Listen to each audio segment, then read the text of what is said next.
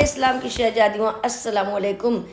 آج اچھے اخلاق اور عمدہ صفات کے بارے میں ہم کچھ بتانا چاہتے ہیں کہ اچھے اخلاق اور صاحب کی تعلیم بھی اسلام کی بنیادی تعلیمات میں ہے، اور لوگوں کے اخلاقی اور روحانی اصلاح ان کا خاص مقاصد میں ہے، جن کو پورا کرنے کے لیے میرے نبی صلی اللہ علیہ وآلہ وسلم نبی بنا کر بھیجے گئے تھے۔ کہ خود میرے نبی صلی اللہ علیہ وسلم نے ارشاد فرمایا، میں اللہ کی طرف سے اس لیے بھیجا گیا ہوں کہ عمدہ اخلاق کی تعلیم دوں اور انہیں مرتبہ کمال تک پہنچاؤں۔ کہ میرے نبی صلی اللہ علیہ وسلم نے ارشاد فرمایا، تم میں سے بہترین لوگ وہ ہیں جن کے اخلاق بہت اچھے ہوں۔ اور میرے نبی صلی اللہ علیہ وسلم نے ارشاد فرمایا کہ قیامت کے دن میری نظر میں سب سے زیادہ محبوب وہ شخص ہوگا جس کے اخلاق سب سے اچھے ہوں گے۔ اور میرے نبی صلی اللہ علیہ وآلہ وسلم نے ارشاد فرمایا کہ قیامت کے دن اعمال کے ترازو میں سب سے زیادہ وزن اچھے اخلاق کا ہوگا۔ کہ سبحان اللہ۔ کہ حضرت علی کرم اللہ وجہ الکریم فرماتے ہیں کہ ہمیشہ سمجھوتا کر کے رہنا سیکھو، کیونکہ تھوڑا سا جھک جانا کسی رشتے کو ہمیشہ توڑ دینے سے بہتر ہے۔ یہ سن کر میرے آقا صلی اللہ علیہ وسلم نے ارشاد فرمایا کہ تھوڑا سا جھک جانے میں جو تمہاری عزت میں کمی آئے گی، کل قیامت کے روز مجھ محمد سے لے لینا۔ سبحان اللہ۔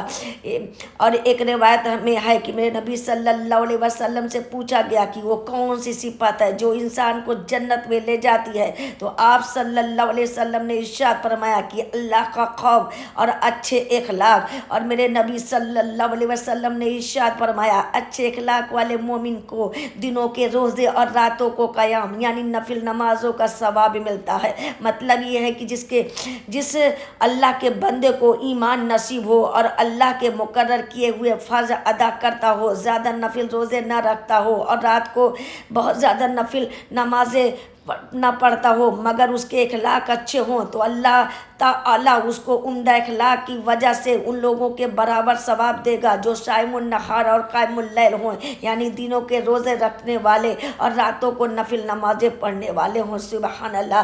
جس طرح حضور نے اچھے اخلاق کی فضیلتیں بیان فرمائی ہیں، اسی طرح برے اخلاق کی نحوست سے بھی آپ نے ہم کو خبردار کیا ہے۔ کہ ایک حدیث میں آیا ہے کہ میرے نبی نے فرمایا، برے اخلاق والا آدمی جنت میں نہ جا سکے گا۔ اور ایک جگہ ارشاد فرمایا ہے کہ کوئی گناہ اللہ کے نزدیک برے اخلاق سے بدتر نہیں ہے۔ یوں تو قرآن و حدیث میں تمام اچھے اخلاق اور عمدہ روحانی صفات کی تعلیم دی گئی ہے، اور سب سے برے اخلاق اور برے عادات سے بچنے کی تاکید فرمائی گئی، لیکن یہاں ہم اسلام کی صرف ضروری اور بنیادی درجے کی چند اخلاقی ہدایتوں کا ذکر کرتے ہیں، جن کے بغیر کوئی شخص سچا مومن اور مسلم ہو ہی نہیں سکتا ہے۔ کہ اسلام میں سچائی کی اتنی اہمیت ہے کہ ہر مسلمان کو ہمیشہ سچ بولنے کے علاوہ اس کی بھی تاکید فرمائی گئی ہے کہ وہ ہمیشہ سچوں کے ساتھ رہے اور سچوں کی صحبت میں رہے۔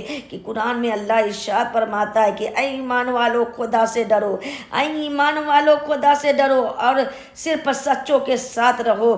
کہ میرے نبی صلی اللہ علیہ وسلم نے ایک موقع پر صحابہ کرام علیہم الرضوان سے ارشاد فرمایا کہ جو یہ چاہے کہ اللہ اس کے رسول سے اس کی محبت ہو یا اللہ اس کے رسول اس سے محبت کرے، تو اس کو لازم ہے کہ جب بات کرے تو ہمیشہ سچ بولے۔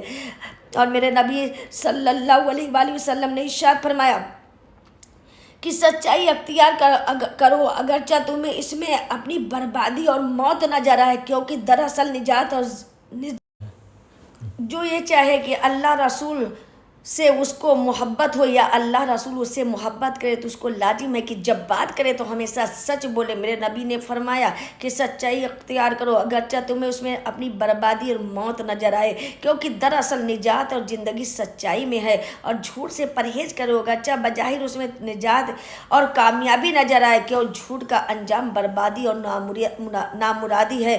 اور میرے نبی صلی اللہ علیہ وسلم سے کسی نے پوچھا کہ اہل جنت کی کیا علامت ہے، تو آپ نے ارشاد فرمایا سچ بولنا۔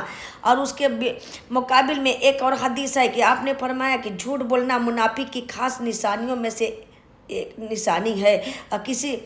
کسی نے رسول اللہ صلی اللہ علیہ وسلم سے پوچھا کیا مومن بزدل ہو سکتا ہے؟ آپ نے فرمایا ہاں ہو سکتا ہے۔ پھر دریافت کیا گیا کیا مومن بخیل ہو سکتا ہے؟ آپ نے فرمایا ہاں ہو سکتا ہے۔ پھر سوال کیا گیا کیا مومن جھوٹا ہو سکتا ہے؟ آپ نے ارشاد فرمایا نہیں، یعنی جھوٹ کی عادت ایمان کے ساتھ جمع نہیں ہو سکتی۔